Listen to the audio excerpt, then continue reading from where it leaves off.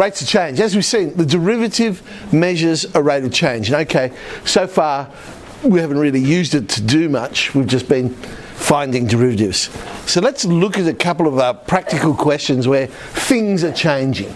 How do we deal with this? So we've got a block of ice, an ice cube in fact, and the edges are 10 centimetres long.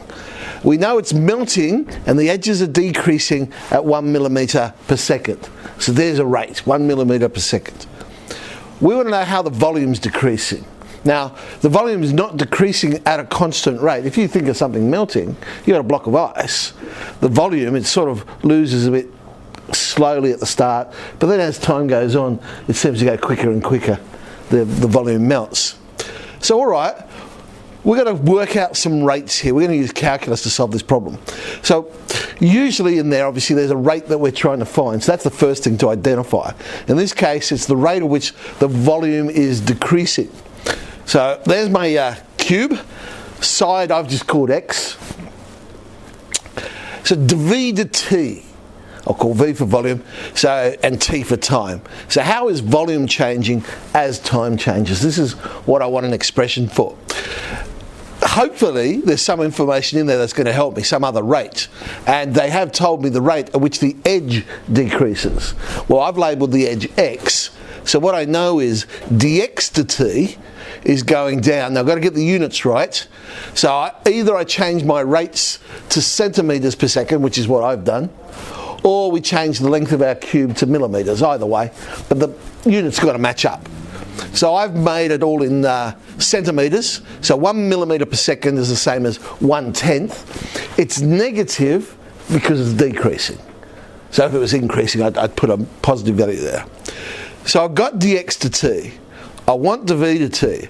So how can I manipulate? What other rates do I need to come up with a solution? I've got a link between volume of time. I've got a link between x and time.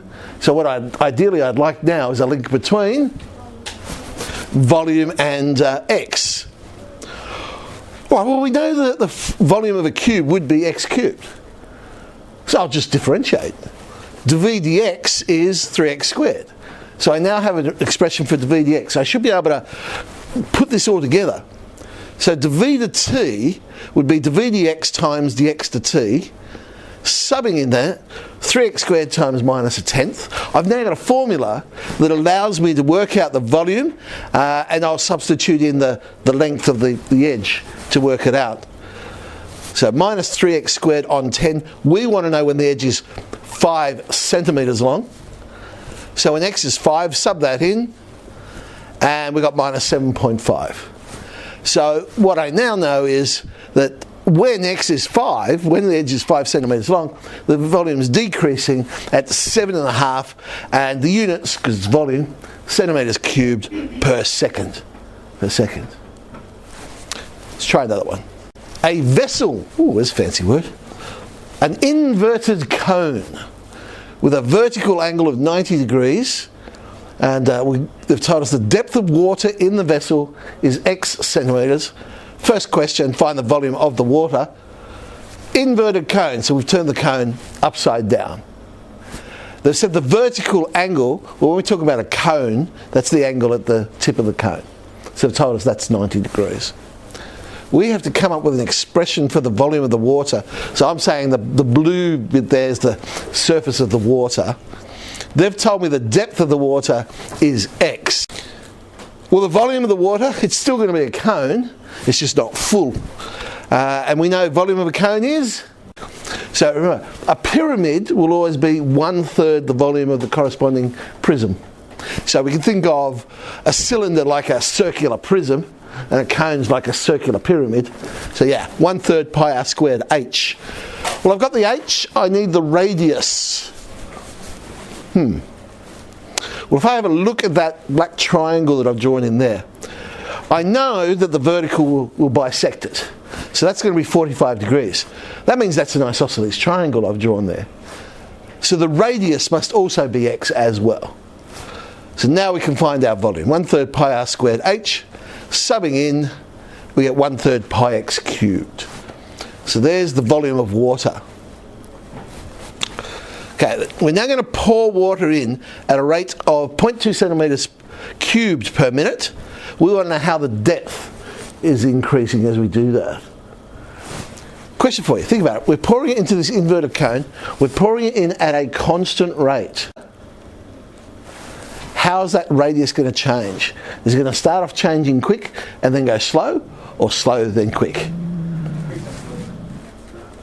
Yeah, I think you're right. Yep. Because if you think about it, the water's got to spread over a bigger surface area as we go up. That would seem to make sense. Well, we'll find out. We'll work out what that rate is. We'll get a formula for it. So we want to find the depth. Well, the depth I've called x. So we want to find dx to t. They've told us dv to t is 1/5. We know volume is 1/3 pi x cubed, so I can find dv dx. There's pi x squared. Is this enough? So dx to t, dx to v times dv to t. Have I got those things? I've got I've got dv dx, so all I've got to do is turn that one upside down, and I've got dx to v. And yes, they gave us dv to t, so we should be right. Plugging that in. There's our formula, 1/5 pi x squared. So yeah, look, the rate of change of x is inversely proportional. Remember those terms? Directly proportional, it would be equal to some constant times it. Inversely proportional would be equal to some constant divided by. So, inversely proportional. We want when x is 4. And so that value turns out to be, well, whatever 1 on 80 pi is. So yes, our depth is increasing at that particular rate. Okay, let's try some of those practical questions then. Let's actually use our calculus for something.